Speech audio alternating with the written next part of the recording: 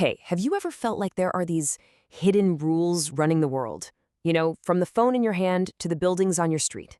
Well, you're right. There are. And for the next few minutes, we're going to pull back the curtain on some of the most fundamental rules of all. Let's dive right in. So I want you to think about this for a second. I mean, on the surface, they seem completely different, right? One's for fun, one's for building stuff, and one's for creating beauty. But there's a secret language that connects every single one of them, a foundational principle they all rely on to even exist. Any ideas? Yep, that's it. The secret is geometry. But listen, this is not the geometry from your dusty old high school textbook. No. This is a dynamic, active set of rules that tells us how objects can be moved, changed, and manipulated in any space, whether it's the real world or a digital one. It is literally the magic behind the curtain. Okay, so to really get this magic, we need to start with the most basic idea of all. How do you get a shape from here to there?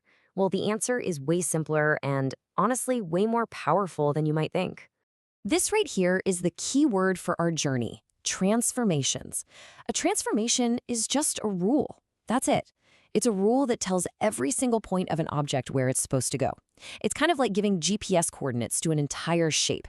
And these transformations, well, they come in a few very important types. Let's start with the simplest kind of movement. These are the transformations that move a shape around without messing with its size or warping its form at all. Think of it like moving a chess piece. You slide the knight, but it's still the same knight, right?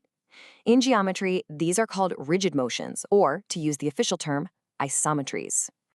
So the first rule is translation, which is really just a fancy word for slide. Seriously, that's all it is. Imagine just pushing a book across your desk. Every corner, every edge, every single atom of that book moves in the exact same direction and for the exact same distance. That's a translation.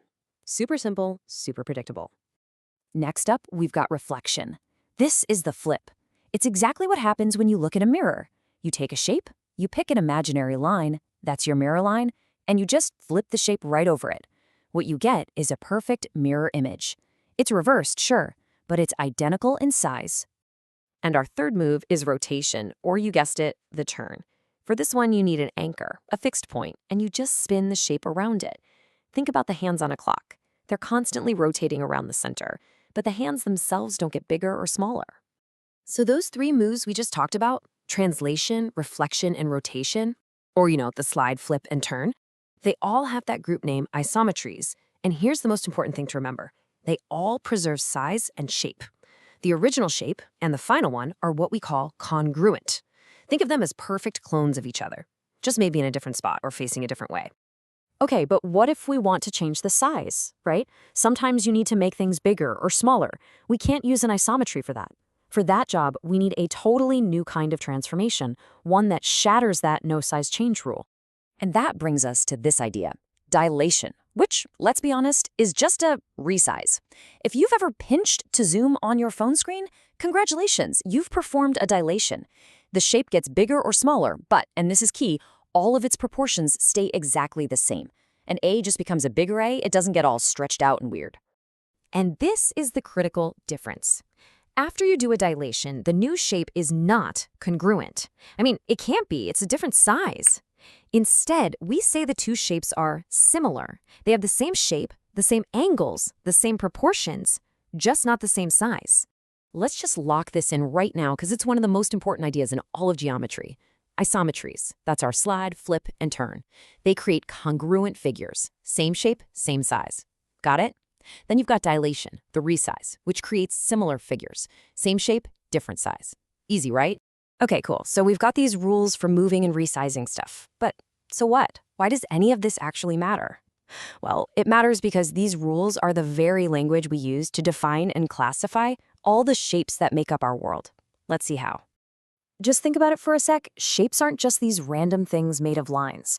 A square is a square for a reason, because it has very specific properties. And we can use our new language of transformations and congruence to describe those properties with absolute precision. Take a look at this. We can define what a parallelogram is by saying its opposite sides are congruent. See that word?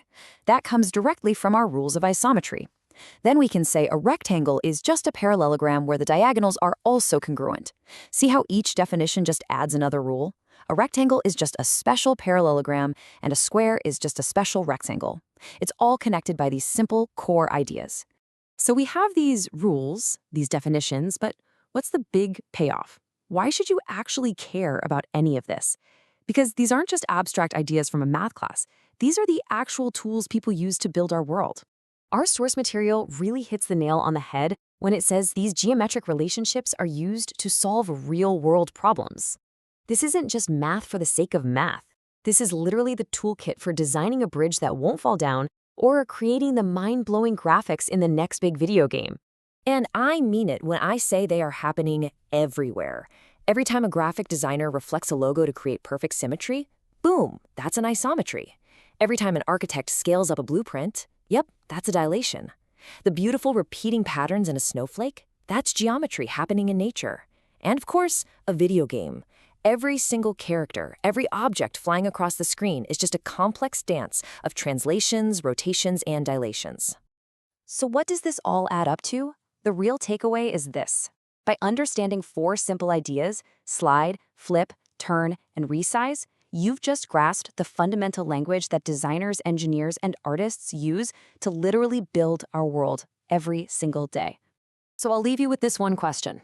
Now that the curtain's been pulled back, now that you know the secret rules that govern how everything moves and is built, where are you going to see them in your world today? Just look around. I guarantee you're going to be surprised.